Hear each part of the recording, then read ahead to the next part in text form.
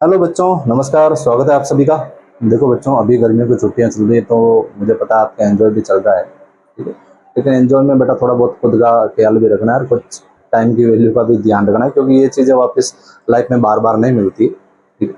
तो पहला काम ये करना है बेटा, जो ऑफलाइन वाले बच्चे हैं जो आपके कॉन्टेक्ट में हैं, ठीक है, वो बच्चे जो अपन के रेगुलर क्लास ले रहे हैं, वो उन बच्चों को भी थोड़ा लिंक शेयर कर देना, ताकि उनको भी पता लग जाए कि भाई यहाँ रेगुलर अपन की क्लासेस चल रही है, ठीक है। और जो नए बच्चे हैं जो ऑनलाइन ले रहे हैं सिर्फ, ठीक है, वो अपन के सब्सक्राइब कर ले और बेल आइकन दबा दे, ताकि आपको प्रत्येक क्लास का नोटिफिकेशन आपको प्राप्त होता रहे, ठीक है। क्योंकि बेटा मेरे को पता है छुट्टियां हैं तो एंजॉय तो करना ही है, ठीक है। लेकिन हम ये चाहते हैं कि भाई आपके इस छुट्टियों का थोड़ा बहुत सदुपयोग हो जाए, ठीक है। तो ये चीज़ें आपको ध्यान में रखना है बेटा, ठीक है। जो इंटरेस्टेड है वो उनको ही शेयर करना, बाकी अपन को शेयर करने की इतनी आवश्यकता नहीं है, नहीं, क्योंकि बहुत से बच्चे हैं जो अपन को ऑनलाइन पढ़ रहे हैं, ठीक है। तो आप अपने जो अपना समय की वैल्यू समझता है, ठीक है, उसको आप शेयर कर देना ताकि वो पीछे ना रहे, ठीक है। तो अपन बेटा शुरुआत करते हैं। आज का जो टॉपिक रहेगा वो रहेगा अपन के विद्युत चुंबकीय विकिरण की कणीय प्रकृति। तो हेडिंग लगाते हैं अपन, विद्युत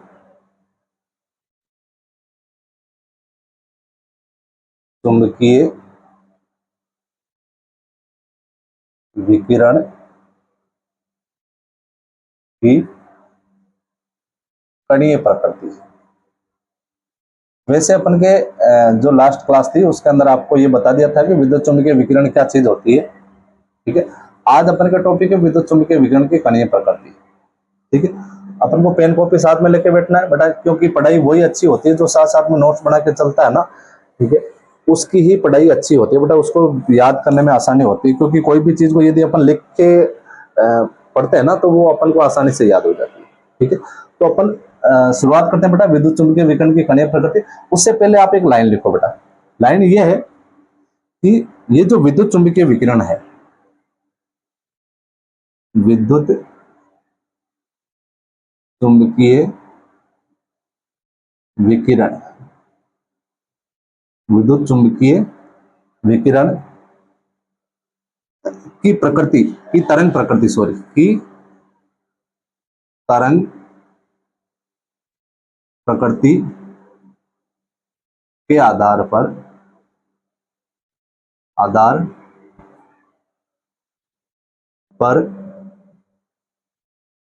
व्यतिकरण। व्यतिकरण क्या चीज होती है वो अब मैं आपको बताऊंगा बेटा। व्यतिकरण व विवर्तन। विवर्तन तो आपके पढ़ा हुआ है, फिर भी मैं आपको बताऊंगा। व्यतिकरण व विवर्तन, विवर्तन की व्याख्या तो की जा सकती है, परंतु परंतु परंतु प्रकाश विद्युत प्रभाव, परंतु प्रकाश विद्युत प्रभाव, प्रकाश विद्युत प्रभाव, कृष्णिका विकिरण, कृष्णिका विकिरण व हाइड्रोजन, हाइड्रोजन परमाणु के रैखिक स्पेक्ट्रम की व्याख्या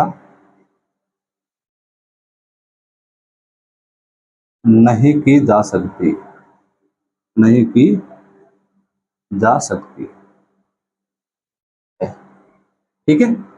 ये लाइन मैंने लिखा है बेटा। देखो, एक तो व्यतिकरण और एक विवर्तन, इसकी तो व्याख्या अपन के इस चुंबकीय विकिरण तरंग सिद्धांत के आधार पर अपन कर सकते हैं। लेकिन प्रकाश विद्युत प्रभाव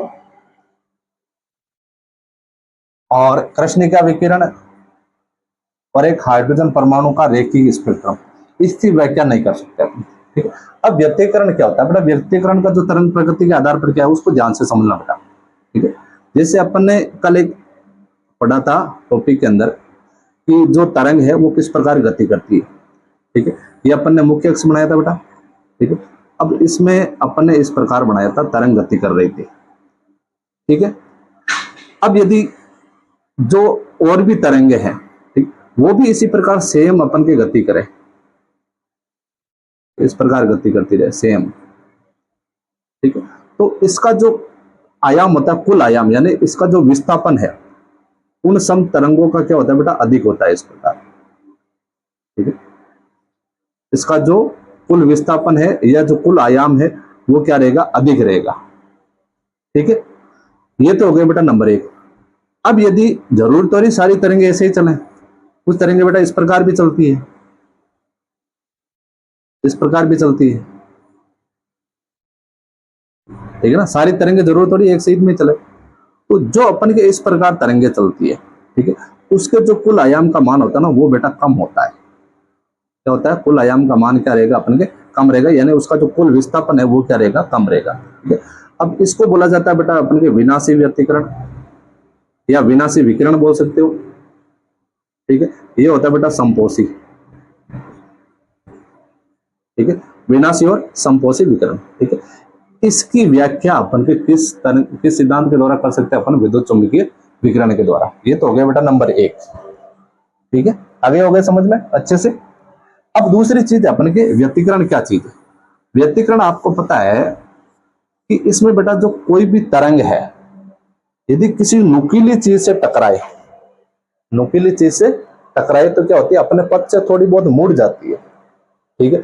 अब कैसे, जैसे माना कि मैंने ये अपन के एक चीज ली जिसके दोनों सिरे नुकीले है बेटा, ये अपन के कोई लेंस वगैरह नहीं ले रहा हूं, कोई भी चीज जनरली आप ले सकते हो, ठीक। और आपको पता है प्रकाश की जो किरण होती है वो हमेशा एकदम सीधी रेखा में चलती है, इस प्रकार चलती है ना, सीधी रेखा में, ठीक है। तो क्या होता है बेटा, जब ये प्रकाश की किरण, ठीक है, किसी नुकीली चीज से टकराए, ठीक है, तो निकलना तो इसको सीधा होता है, लेकिन ये क्या होती है बेटा, इस सिरे से टकराने से थोड़ी बहुत मुड़ जाती है, ठीक है।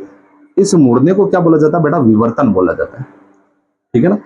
तो ये ध्यान रखना आपको। उसके बाद में ये तो हो गया व्यतिकरण और विवर्तन। तो नेक्स्ट चीज क्या अपन के बेटा, प्रकाश विद्युत प्रभाव और कृष्णिका विकिरण और हाइड्रोजन का रेखीय स्पेक्ट्रम। ये अपन के आगे के टॉपिक है, लेकिन फिर भी आपको बेसिक जानकारी के लिए यदि प्रकाश विद्युत प्रभाव की बात करें तो जैसे भी कोई प्रकाश की किरण यदि किसी धातु के ऊपर गिरती है, ठीक है, तो क्या होता है बेटा, उसके अंदर का जो इलेक्ट्रॉन है वो क्या होता है बेटा, उस धातु की सतह पे आ जाता है, तो वो होता है प्रकाश विद्युत प्रभाव। इसमें विकिरण का ऑब्जर्व करना होता है, इसका जो हाइड्रोजन का जो रेखीय स्पेक्ट्रम है, कुल मिला के ये जो तीन है इसकी व्याख्या नहीं कर सकते, और इसकी बेटा व्यतिकरण और विवर्तन की व्याख्या अपन कर सकते हैं। तो इससे अपन के ये क्या सिद्ध होगा, अपन के ये सिद्ध हुआ बेटा, जो विद्युत चुंबकीय विकिरण है वो क्या होते हैं, उनकी जो कहीं ना कहीं क्या होता है, जो प्रकृति है वो कणी होती है, यानी कि उसमें छोटे छोटे कण भी होते हैं, ठीक है। तो आपको अच्छे से दिमाग में बैठा लेना है कि जो विद्युत चुंबकीय है, ठीक है, वो क्या हो गया अपन की कणीय प्रकृति। तो यहां लिख देता हूं मैं, अतः माना गया कि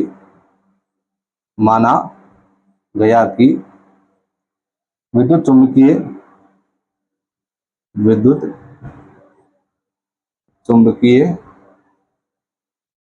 विकिरण की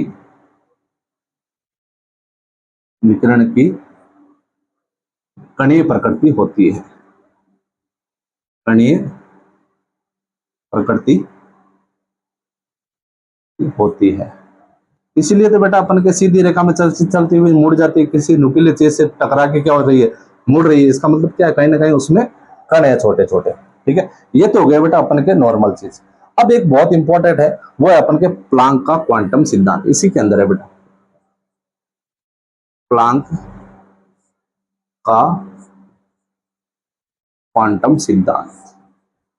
ये हेडिंग लगाओ आप, प्लांक का क्वांटम सिद्धांत। अब प्लांक ने क्या बोला, ठीक है। देखो जो पहले के जो वैज्ञानिक थे ना, उन वैज्ञानिक ने क्या सोचा कि वैज्ञानिक ने सोचा कि जो अपन के ऊर्जा होती है, ठीक है, प्रकाश की जो ऊर्जा होती है या जो अपन के तरंगे होती है, ठीक है, वो अपन के लगातार चलती है। लगातार कैसे, जैसे मैंने अपन के ये कोई ऊर्जा का ट्रांसफर बताया, चाहे ऊर्जा अवशोषित हो चाहे उत्सर्जित हो, दोनों में काम कर रहा है, ठीक है। तो इसमें यदि अपन को ऊर्जा यदि लगातार इस प्रकार चले, ठीक है, बिल्कुल भी गैप में नहीं है, लगातार, जिसको आप बोलते हो बेटा सतत, सतत बोल सकते हो ना आप, सतत, ठीक है। या फिर आपको एक जनरल उदाहरण दूं, जब आपने देखो जैसे अपने यदि कोई दो मोबाइल लिए, ठीक है, एक मोबाइल ये ले लिया, एक मोबाइल ले लिया, अब अपन क्या करते हैं बेटा, इसमें से यदि इसमें अपन डाटा ट्रांसफर करते हैं, ठीक है, तो आपने देखा होगा कि यहाँ स्क्रीन के ऊपर इस प्रकार के, पहले के मोबाइल में आता था, हालांकि अब आजकल नहीं आता है, ज्यादा एंड्रॉइड हो गए, ठीक है, तो उसमें बेटा यहाँ पे इस प्रकार एक लाइन आती थी कि भाई इसमें से जितना निकल रहा है वो इसमें से आ रहा है, ठीक है। तो इस प्रकार लगातार लाइन चलती थी, यानी लगातार, यानी सतत रूप से दिखाई देती थी, ठीक है, यानी ऊर्जा का ट्रांसफर क्या हो रहा था बेटा, लगातार हो रहा था, सतत रूप से हो रहा था, ठीक है। लेकिन ये जो वैज्ञानिक है मैक्स प्लांक, इसने बोला था कि किसी भी वस्तु द्वारा या किसी भी पदार्थ के द्वारा, किसी भी वस्तु या पदार्थ के द्वारा जो ऊर्जा का उत्सर्जन और जो अवशोषण होता है वो सतत ले होकर नहीं होकर किसमें होता है बेटा, एक पैकेटों के रूप में होता है, छोटे छोटे पैकेटों के रूप में। जैसे कैसे कि भाई यदि ऊर्जा ट्रांसफर हो रही है एक रूप से दूसरे रूप में, ठीक है, तो जैसे यहाँ छोटा सा पैकेट आया, फिर स्पेस आ गया, फिर पैकेट आया, फिर स्पेस आ गया, ऐसे छोटे छोटे पैकेट बनते रहेंगे और इधर ट्रांसफर होते रहेंगे। यानी कहने का मतलब ऊर्जा है वो अपन के छोटे छोटे पैकेटों के रूप में ट्रांसफर होती है, ठीक है। ये किसने बोला था बेटा, अपन के प्लांक ने, ठीक है। तो प्लांक ने क्या बोला था, वो अपन को देखना है बेटा, किसी वस्तु द्वारा, यहां लिख देता हूं मैं, यहां से किसी क्वांटा, ये जो अपन के छोटे छोटे पैकेट होते हैं ना बेटा, उनको बोला जाता है क्वांटा। क्या बोला जाता है, क्वांटा बोला जाता है, ठीक है। किसी वस्तु द्वारा ऊर्जा का उत्सर्जन व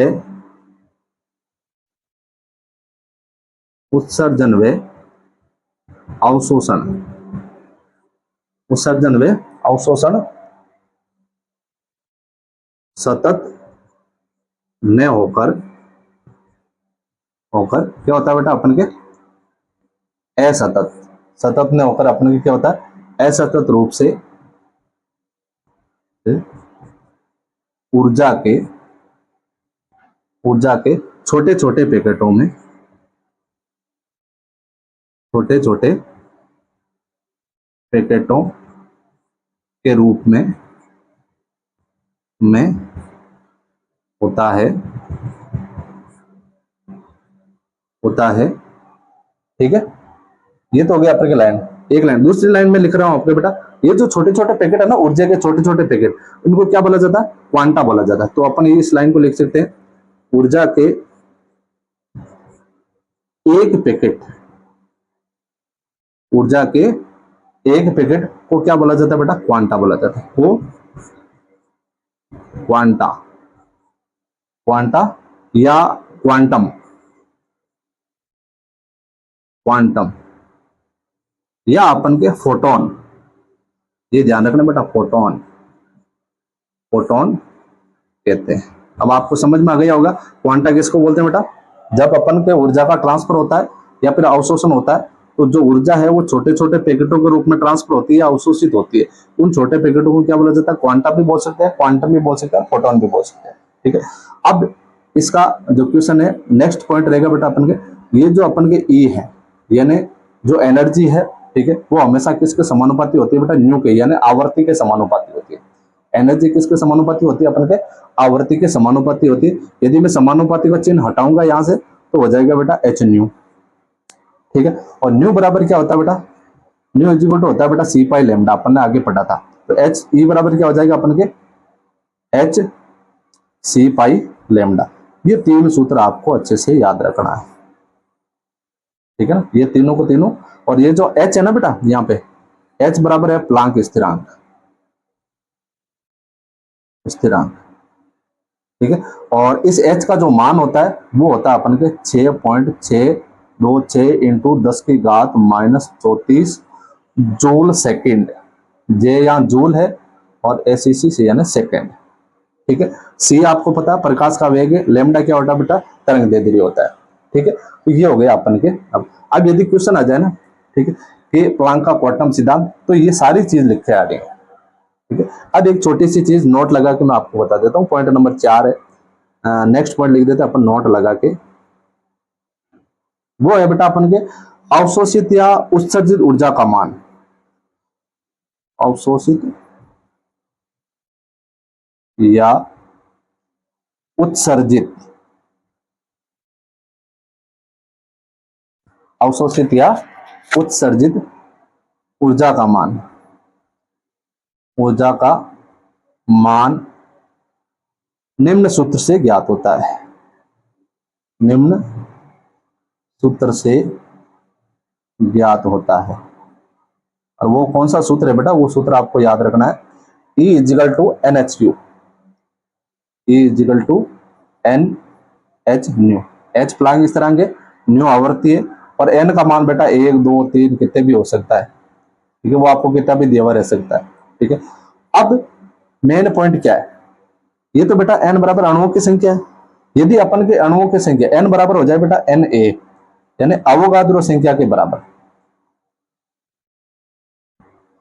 आद्रो संख्या, यदि n बराबर क्या हो जाए? अवोगाद्रो संख्या। अवोगाद्रो संख्या आपको पता होगी, ठीक है,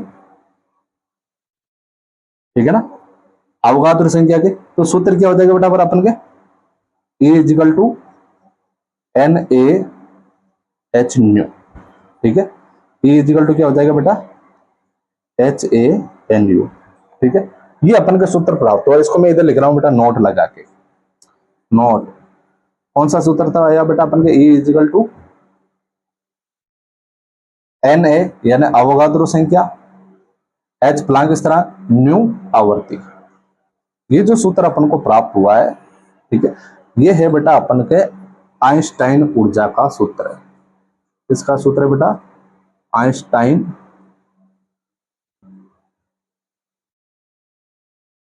ऊर्जा का सूत्र, ठीक है। इसको क्या बोला जाता है बेटा? आइंस्टाइन ऊर्जा बोला जाता है, ठीक है। तो ये था अपन का छोटा सा टॉपिक। कल अपन पढ़ेंगे प्रकाश का विद्युत प्रभाव के बारे में, ठीक है। तो उम्मीद करूंगा जो मैंने चीजें बोली उसको आप अच्छे से फॉलो करोगे, ठीक है। मिलते हैं बेटा नेक्स्ट क्लास में। Thank you, visit again.